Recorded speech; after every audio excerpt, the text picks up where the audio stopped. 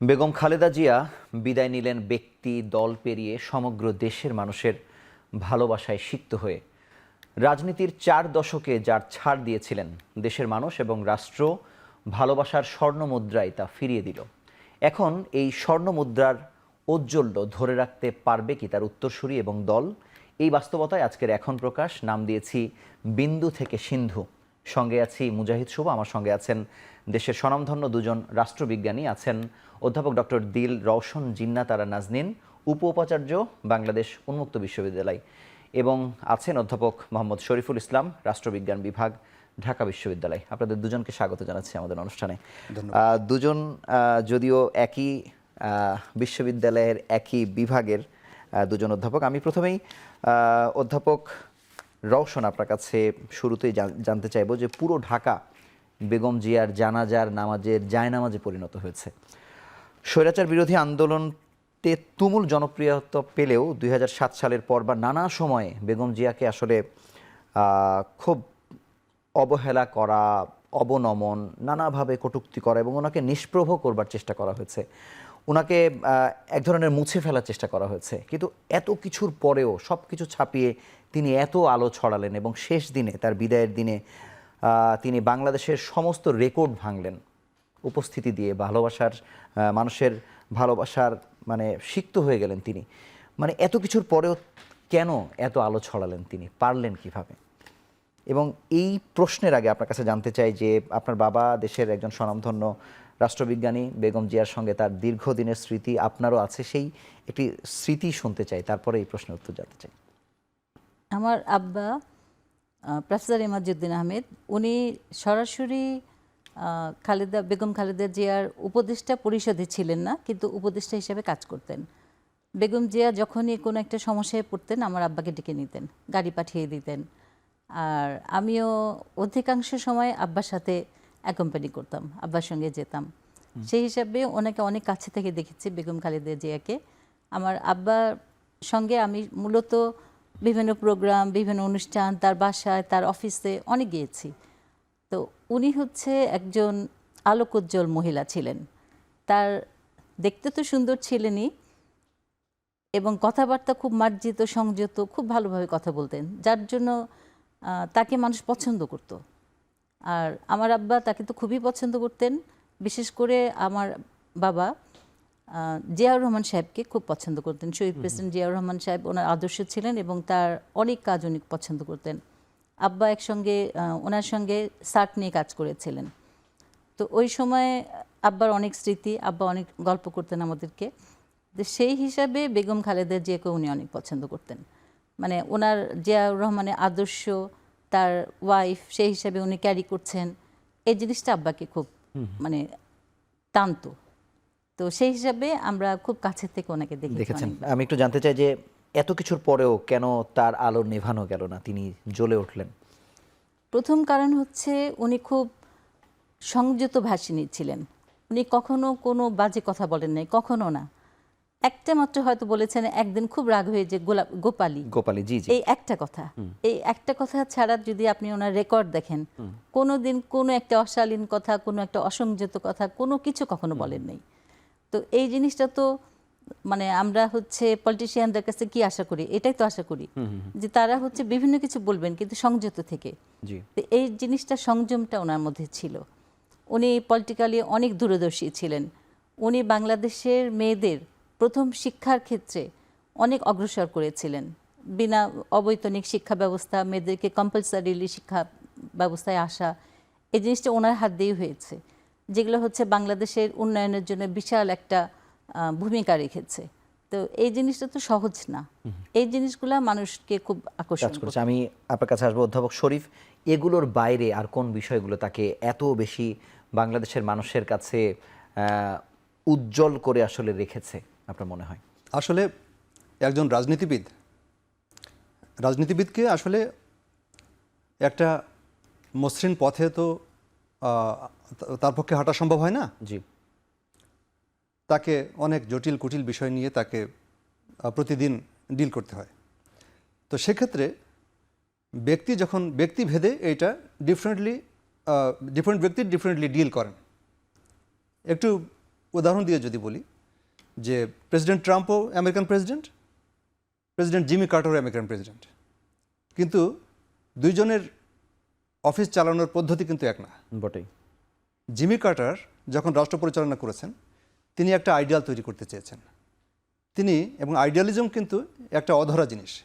একজন রাষ্ট্রনায়ক যখন সেটাকে ধরার চেষ্টা করেন সবসময়, তখন সাধারণ মানুষ বুঝতে পারে যে তিনি একটা আইডিয়াল তৈরি করতে চাচ্ছেন, রেখে যেতে চাচ্ছেন। তো জিমি কার্টারের মধ্যে যে জিনিসটা দেখতে পাই আমরা, এবং ট্রাম্পের বিপরীতে দেখলে যেমন বিষয়টা আমাদের কাছে ক্লিয়ার হয়, বেগম জিয়ার মধ্যেও আমরা দেখতে পারি যে একটা আইডিয়ালকে উদ্দেশ্য করে তিনি তার সকল কার্যক্রম সব কিছু তিনি পরিচালিত করছেন।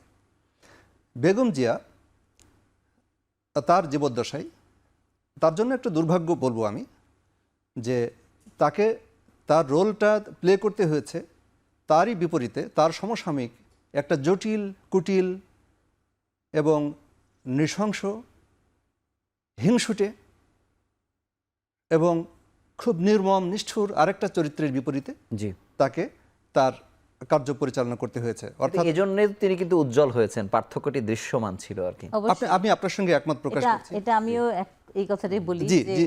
যত বেশি শেখ হাসিনা যত বেশি খারাপ কথা বলেছেন, যত বেশি বাজে কথা বলেছেন, যত হিংস্রতা দেখিয়েছেন, ওনাকে মানুষ তত বেশি হেট করেছে এবং খালেদা জিয়াকে তত বেশি ভালোবাসা তত সম্মান বেশি করেছে। বেড়েছে। ভালোবাসা। অন্ধকারের বিপরীতে জি। আলো। তিনি বেশি আলো হয়ে উঠেছেন এবং তাকে নিয়ে আমরা টিটকারি টিপ্পণী করতে দেখেছি। পার্লামেন্টে তাকে নিয়ে দেখেছি হাসি মশকরা করছেন তার বিপরীতে যিনি আছেন। আমি তার ইচ্ছা করে তার নামটা আমি উচ্চারণ করছি না, এবং আমি তার নাম উচ্চারণ করে আসলে এত রক্ত যার হাতে তার নাম আমি সচেতনভাবে উচ্চারণ করছি না। আমি পলাতক স্বৈরাচারীর কথা বলছি, পলাতক ফ্যাসিস্ট যে মহিলা তার কথা বোঝাচ্ছি আর কি। জি, এবং এই যে একটা মজলুম রূপে আমরা বেগম জিয়াকে দেখতে পাচ্ছি, যে তিনি এই একটা কথা বলে রাখি, তিনি কিন্তু শহীদ, বেগম জিয়া কিন্তু শহীদ, এটা কিন্তু শাহাদাতের মৃত্যু। কারণ আমরা সবাই জানি যে স্বাভাবিকভাবে তিনি যদি একটি স্বাভাবিক জীবন পেতেন, তিনি যদি স্বাভাবিক জীবনযাপন করতে পারতেন, হয়তোবা তার এত দ্রুত পৃথিবী থেকে যেতে হতো না। যে কষ্ট তার উপরে চাপিয়ে দেওয়া হয়েছে, যে অমানবিক কষ্ট তার উপরে চাপিয়ে দেওয়া হয়েছে, যেভাবে নির্মম দিনগুলো, নিষ্ঠুর দিনগুলো তিনি কারাগারের মধ্যে কাটিয়েছেন, এবং আমরা বিভিন্ন সোর্স থেকে আমরা জানতে পারি যে তাকে এক ধরনের যেটাকে স্লো পয়জনিং বলা হয়, সেটা করা হয়েছে তার, এবং তার লিভারের উপরে তার সেটার প্রভাব পড়েছে। এই সব কিছু মিলিয়ে বেগম জিয়াকে দ্রুত মৃত্যু নিশ্চিত করার জন্য সাবেক যে ফ্যাসিস্ট স্বৈরাচার তিনি চেষ্টার কোনো ত্রুটি করেননি।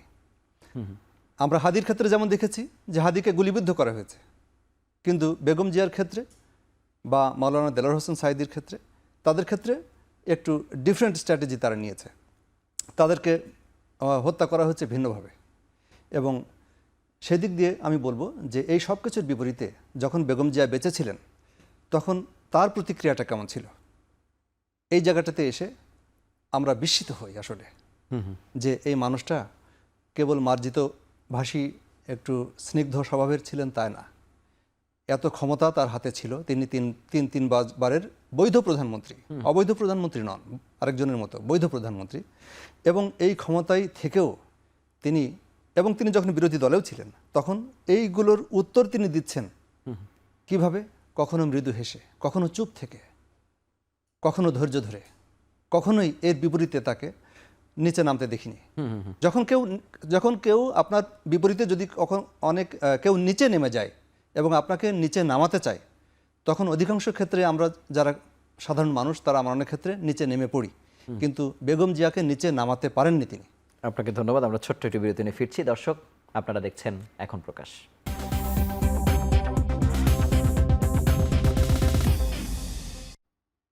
ফিরে এলাম বিরতির পর। আপনারা দেখছেন এখন প্রকাশ। অধ্যাপক জিন্নাত, আপনার কাছে জানবো যে এই যে তারেক রহমান ফিরলেন, আজকে যে জনসমাগম তিনি জানাজার কারণে দেখেছেন, আমার মনে হয় না যে তারেক রহমান বা বাংলাদেশের কেউ এরকম জনসমাগম দেখেছে। যদিও তারেক রহমানের দেখার ব্যাপারটা অবশ্যই আলাদা, তিনি তার মায়ের জানাজায় মানুষের ঢল এরকম দেখেছেন। কিন্তু এটার মাধ্যমে কি একটা প্রত্যাশার চাপ তৈরি হয়েছে? তো কারণ আগামী দিনে তো আসলে বিএনপির নেতৃত্ব আসলেই দিতে হবে তারেক রহমানকে, মানে সেই জায়গায় এই উত্তরাধিকার এবং বিএনপির রাজনীতি যেভাবে এত দূর পর্যন্ত এসেছে এবং আজকে যেটা বাংলাদেশ আসলে দেখলো, মানে এটা কতটা নিয়ে যেতে পারবে বিএনপিকে? এখানে দুটা জিনিস আছে। আমরা তো খুব খেয়াল করি বা লক্ষ্য করি যে রাজনীতিতে কোন দিকে যাচ্ছে। তো বিএনপির মধ্যে একটা স্প্লিট হচ্ছিল, এরকম মনে হচ্ছিল যে একটা হচ্ছে পার্শ্ববর্তী দেশের দিকে একটু ঝুঁকে পড়া, একটা এন্টি। এটা নিয়ে একটা সমালোচনাও হচ্ছিল হ্যাঁ, আর কি। সমালোচনা হচ্ছিল এবং এটা হচ্ছিল যে এটা বুঝতে পারছিলাম। তো যেদিন তারেক রহমান আসলেন সেদিন তো অনেক লোক একসঙ্গে, সেটা একটা মনে হয় যে হ্যাঁ, হয়তো তারেক রহমান চাইলে এই জিনিসটাকে মিটিগেট করতে পারবেন।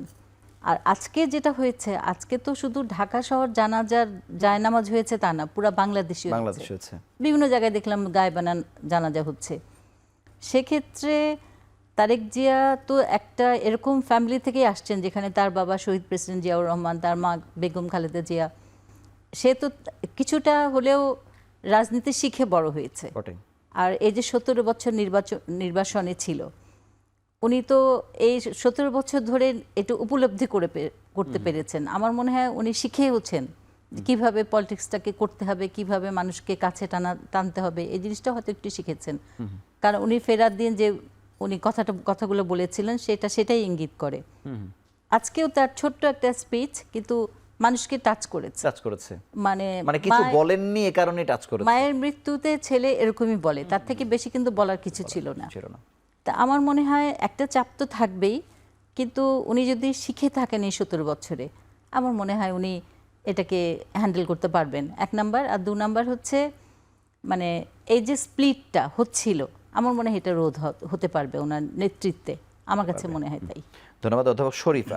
17 বছর পর ফিরেও যে কথাটি বলছিলাম যে আওয়ামী লীগকে তিনি নিয়ে কোনো উচ্চারণ করেননি, কিন্তু আজকে যখন তারেক রহমানের নাম ঘোষণা করা হলো, অনেকে প্রত্যাশা করছিলেন তিনি হয়তো তার মায়ের নির্যাতনের কথা, তার নির্যাতনের কথা এগুলো তিনি বলবেন, যদিও তিনি কিছু বলেননি। কিন্তু নজরুল ইসলাম খান কিন্তু জানা যায় একটি স্পষ্ট উচ্চারণ করেছেন যে বেগম জিয়ার মৃত্যুর দায় থেকে ফ্যাসিবাদী হাসিনা কখনো মুক্তি পাবে না।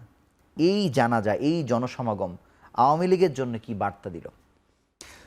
দেখেন, আমার শ্রদ্ধেয় শিক্ষক দিল রোশন জিন্নাত নাজিন, আমি ওনার সরাসরি ছাত্র।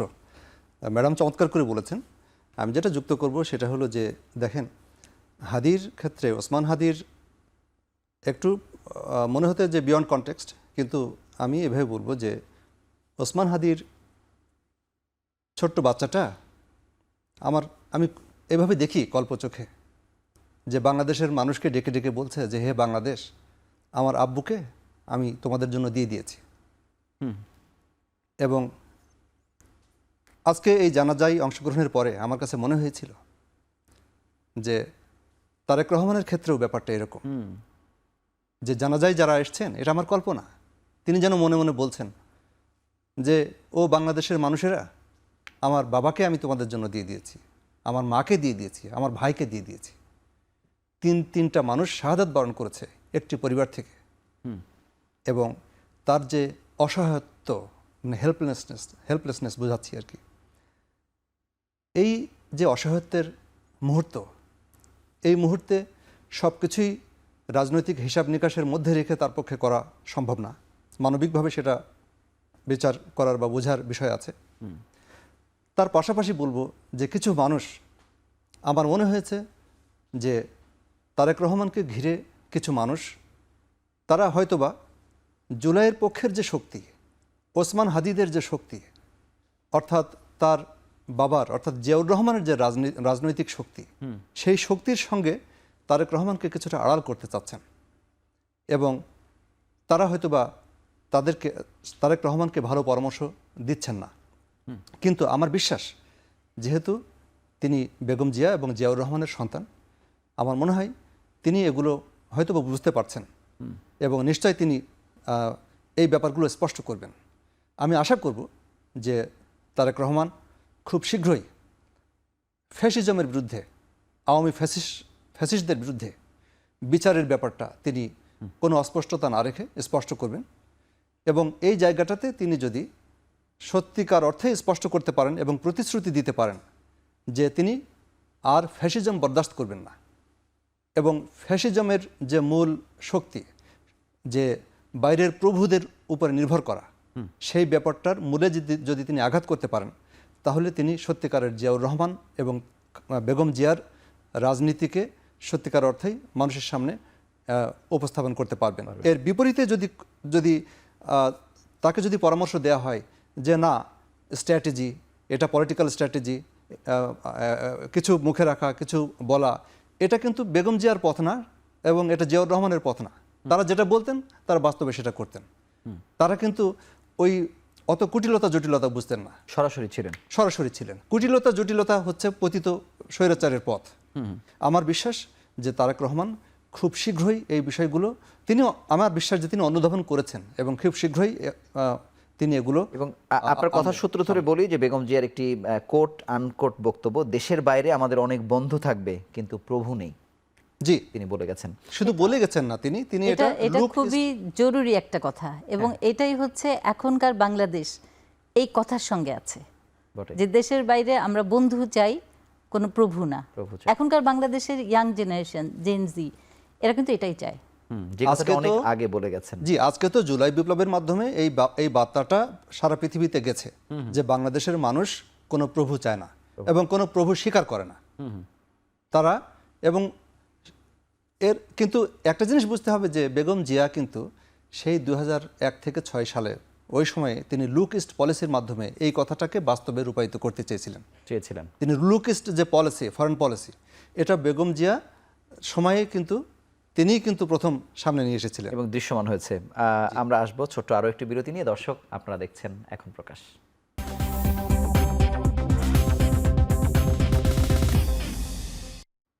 ফিরে এলাম বিরতির পর, আপনারা দেখছেন এখন প্রকাশ। ম্যাডাম, আপনার কাছে জানতে চাই যে বেগম জিয়া যখন পৃথিবীতে ছিলেন, মানে একটা প্রত্যাশা ছিল যে বেগম জিয়া থাকলে হয়তো বিএনপির পক্ষে ওই জোয়ারটা তৈরি হবে, যদিও খুব অবাক করে দিয়ে আজকের জানাজা সেরকম একটি পরিস্থিতি তৈরি করেছে। কিন্তু এটিকে ভোটের মাঠ পর্যন্ত বিএনপিকে কোনো ফেভার দিবে কিনা, আপনি কি মনে করেন? ডিপেন্ড করবে হচ্ছে বিএনপির আচরণের উপরে। তারেক রহমান যদি হচ্ছে এই মানুষের যে এই এত মানুষ এসছে, এইটাকে যদি কাজে লাগাতে পারে, উনি যদি শহীদ জিয়ার ওনার পথরেখায় ধরে হাঁটতে পারেন কিংবা বেগম খালেদা জিয়ার পথ ধরে হাঁটতে পারেন, তাহলে আমার মনে হয় এটা কাজে লাগবে। কারণ শহীদ প্রেসিডেন্ট জিয়াউর রহমানের যে আদর্শগুলি ছিল, বেগম জিয়ার যে আদর্শগুলি ছিল, সেই আদর্শগুলোকেই হচ্ছে প্রকাশ্যে নিয়ে আসতে হবে। যেমন হচ্ছে আমরা সব বন্ধু চাই, কোনো প্রভু চাই না।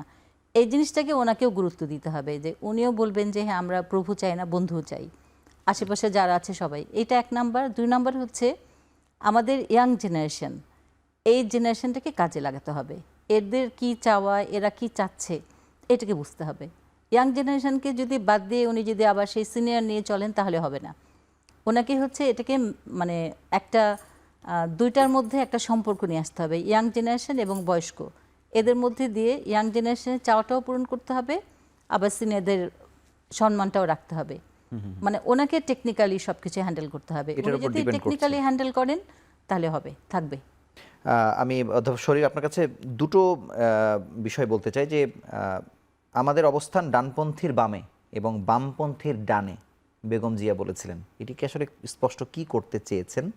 আর এটি হচ্ছে যে 2013 সালে তার ভেরিফাইড পেজে তিনি লিখেছিলেন যে ইসলাম ভিত্তিক রাজনীতি আর রাজনৈতিক দলগুলো বিএনপির পক্ষে ও বিএনপির দিকে থাকবে, এই ন্যারেটিভ নতুন কিছু না। মানে এই দুটোর একটু ব্যাখ্যা আপনার কাছে জানতে চাই। আসলে বেগম জিয়ার বক্তব্য। জি, প্রথম যেটা আপনি বললেন, এর দ্বারা বিএনপির যে মধ্যমপন্থা সেটা তিনি বোঝাতে চেয়েছিলেন আর কি। জিয়াউর রহমান যখন রাজনীতিতে আসলেন, তখন তাকে একটা ইনক্লুসিভিটি, অর্থাৎ সবাইকে নিয়ে তাকে চিন্তা করতে হয়েছে। এবং তিনি তার দলে একদিকে বামপন্থার লোকজন অনেকে এসছেন, তারপরে যেটাকে আমরা রাইট বলি, সেদিককার লোকজন এখানে এসেছেন, কিন্তু সব কিছু মিলে শেষে জিয়াউর রহমানের রঙে তাদেরকে রঙিন হতে হয়েছে। সেটা হলো যে যার যা আগের রাজনৈতিক অবস্থান থাকুক না কেন, একটি মধ্যম পন্থা, এবং সেই মধ্যম পন্থাতে রয়েছে ইসলাম এবং বাংলাদেশের সার্বভৌমত্ব এবং কোনো প্রকার বাইরের কোনো প্রভুত্ব স্বীকার না করা। এই ব্যাপারগুলোকে উপজীব্য করে জিয়াউর রহমান তার সার্বিকভাবে তার নীতি সাজিয়েছিলেন। বেগম জিয়া এটাকেই এই মধ্যমপন্থার যে রাজনীতি, সেটাই তিনি তার সকল আদর্শে এবং কর্মে বাস্তবায়ন করার চেষ্টা করেছেন। এরপরে যেটা বলেছেন সেটা আসলে বেগম জিয়ার সার্বিকভাবে বেগম জিয়ার রাজনৈতিক যে ক্যারিয়ার সেটা যদি দেখেন, তাহলে দেখবেন যে ইসলামের প্রশ্নে তিনি কতটা অবিচল ছিলেন। ইসলামের প্রতি তার যে বাংলাদেশের ইসলামের মানুষের যে ইসলামের প্রতি যে ভালোবাসা, সেটা তিনি কীভাবে উপলব্ধি করেছিলেন। তার শহীদ প্রেসিডেন্ট জিয়াউর রহমানের মতোই, তার স্বামীর মতো করেই তিনি উপলব্ধি করেছিলেন। এবং এই জায়গাটাতে একটা কথা বলে রাখা দরকার যে তিনি কিন্তু বাংলাদেশের মুসলিম জনগণের বাইরে অন্যান্য যে জনসমষ্টি, তাদের ব্যাপারে তিনি কোনো বিভ্রান্তসুলভ আচরণ করেননি। জি, কিন্তু ইসলামকে তিনি একটা স্পিরিট হিসেবে নিয়েছেন, অর্থাৎ ইসলাম কিন্তু মাথা নত করতে আপনাকে অনুমতি দেয় না। মানে আমি এই জায়গাতে ম্যাডামের মন্তব্যটা শুনতে চাই, ব্যাপারটা এরকম কিনা, বা আপনি কিছু যোগ করবেন কিনা? জিয়াউর রহমান যেমন হচ্ছে, যখন উনি শহীদ হলেন, উনিও কিন্তু এই ধারাতেই ছিলেন, যার জন্য উনি হচ্ছে মানে প্রভুও যেমন চান নাই, আবার রাষ্ট্রধর্ম ইসলাম বা উনি ইসলামকে সেইভাবে মর্যাদা দিতেন। এই দুইটার জন্যই কিন্তু ওনার মৃত্যুটা এত দ্রুত হয়েছিল। উনি যদি বেঁচে থাকতেন আরো 10 বছর, বাংলাদেশের চেহারা আলাদা হতো। তো উনিও এই জিনিসটাই চেয়েছে, মধ্যপন্থা। এবং দেখেন খালেদা জিয়া যখন 2001-এ যখন জয়লাভ করলেন, 171টা সিটে কিন্তু ওনারা জিতেছিলেন। তারপরেও কিন্তু উনি জামাতের সঙ্গে বিচ্ছেদ করে নাই, তাদেরকেও মন্ত্রিসভায় নিয়ে আসছেন বা তাদেরকেও সঙ্গে রেখেছেন বা জোটদেরকে সঙ্গে রেখেছেন। তখন কিন্তু চাইলে জোটকে ছাড়িয়ে ওনারা নিজেরা মানে ক্ষমতা নিতে পারতেন, সেটা কিন্তু করেননি। তার মানেই হচ্ছে উনি প্রেসিডেন্ট জিয়ার পথেই ছিলেন এবং দুজনেই একটাই জিনিস চেয়েছেন, ইসলাম ভিত্তিক রাষ্ট্র বা রাষ্ট্রধর্ম ইসলাম, বা সেটাকে কেন্দ্র করে রাষ্ট্র। আর একটা হচ্ছে বাইরের সবাই আমাদের বন্ধু, শত্রু মানে ওভারঅলই তো আসলে 9-6-এর সঙ্গে তো বেগম জিয়া কখনোই ছিল, যে কারণে তো আপোষহীন বলা হয়। আমরা আবারও আসবো, ফিরছি কিছুক্ষণ পরে। দর্শক, আপনারা দেখছেন এখন প্রকাশ।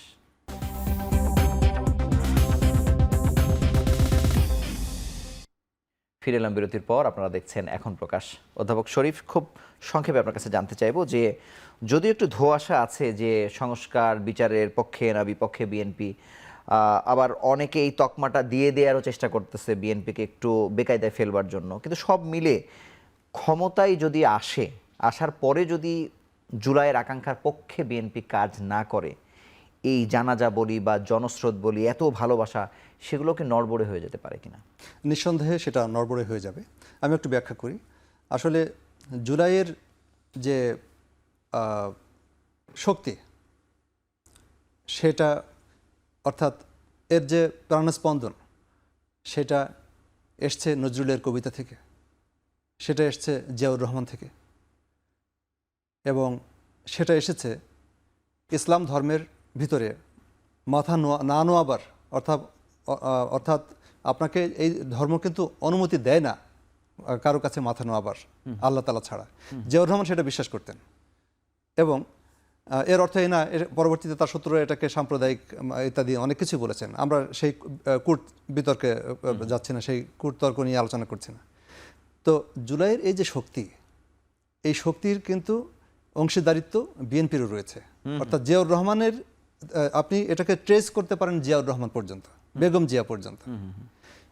বিএনপির বর্তমান নেতৃত্বের মধ্যে একটা অংশ মনে হয়েছে যে ঠিক ব্যাপারটা এইভাবে হয়তো বুঝতে পারছেন না, এবং তারা বুঝতে পারছেন না, অথবা বুঝেও হয়তোবা না বোঝার মতো করছেন অন্য কোনো কারণে। বিএনপি ততদিন পর্যন্ত সাস্টেইন করবে, মানুষের ভালোবাসার কেন্দ্রবিন্দুতে থাকবে, ততদিন পর্যন্ত বেগম জিয়া এবং জিয়াউর রহমানের পথে থাকবে। অর্থাৎ তাদের এই আদর্শটা ততদিন পর্যন্ত তারা ধরে রাখতে পারবে।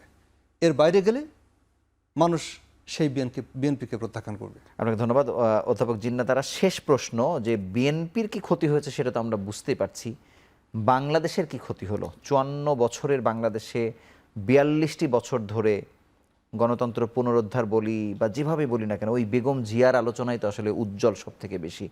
তিনি ছাড়া বাংলাদেশ কেমন থাকবো আমরা? শহীদ প্রেসিডেন্ট জিয়াউর রহমান যেমন খুব বেশি দিন সময় পান নাই, উনি বেঁচে থাকলে হয়তো বাংলাদেশে অনেক উন্নত একটা জায়গায় আসতো। তার পথ অনুসরণ করে বেগম জিয়া যখন একটা বাচ্চা মেয়ে, 34 বছর 35 বছর, খুব কম একটা বয়স, এই বয়সে দলের হাল ধরেছেন এবং দেশের হাল ধরেছেন। তারপর থেকে দেশের উনি অনেক উন্নতি করেছেন। মেয়েদের পড়াশোনা, ভ্যাট কিন্তু ওনার সময়, ওইটা আমরা প্রথম দিকে খুব একটু মন খারাপ করেছিলাম যে এত ভ্যাট কেন হবে, কিন্তু আলটিমেটলি কিন্তু দেশের ইকোনমির জন্য এটা খুব ভালো হয়েছে। বা অন্যান্য সব জায়গায় গণতন্ত্রের জন্য উনি যে যুদ্ধটা করেছেন, আজকের বাংলাদেশ কিন্তু ওনার জন্যই ওনারই একটা অবদান। কারণ উনি গণতন্ত্রের পথে হেঁটেছেন। আমাদের স্বাধীনতার যুদ্ধ ছিল গণতন্ত্রের জন্য, পার্লামেন্টারি ডেমোক্রেসির জন্য, ওনার হাত ধরেই কিন্তু এটা এসছে। এখন উনি নাই মানে এই সব কিছুর উপরেই আঘাত আসবে যদি না ওনার সন্তান বা ওনার দল ওনার ধারণাটাকে বা ওনার ভাবধারাটাকে বা ওনার আদর্শটাকে ঠিক মতো পরিচালনা না করে।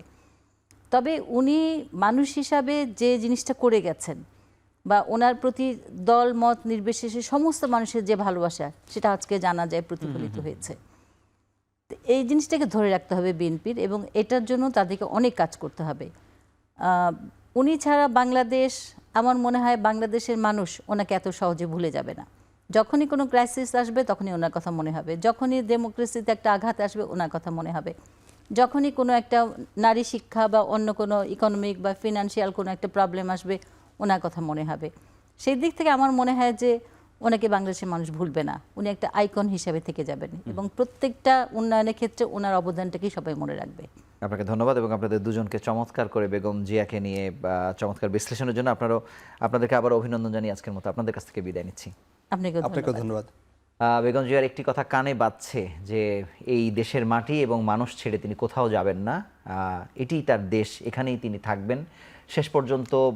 সর্বোচ্চ সম্মানে, পূর্ণ রাষ্ট্রীয় মর্যাদায় তাকে সমাহিত করা হয়েছে। মানুষ আসলে দেখিয়েছেন তিনি যেমন করে বাংলাদেশের মানুষকে ভালোবেসেছেন, তিনি সেই ভালোবাসাটি শেষ দিনে আসলে পেয়েছেন।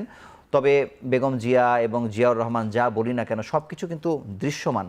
এখান থেকে ব্যত্যয় ঘটলেই যে বিএনপি দুর্বিপাকে পড়বে বা তারেক রহমান যেভাবে বলি না কেন, সেই আশঙ্কার কথাগুলো বিশ্লেষকরা বললেন। আমরা আগামী দিনে দেখতে চাই আসলে কি হবে সেই প্রত্যাশা। আজকের মতো ভালো থাকুন, সুস্থ থাকুন।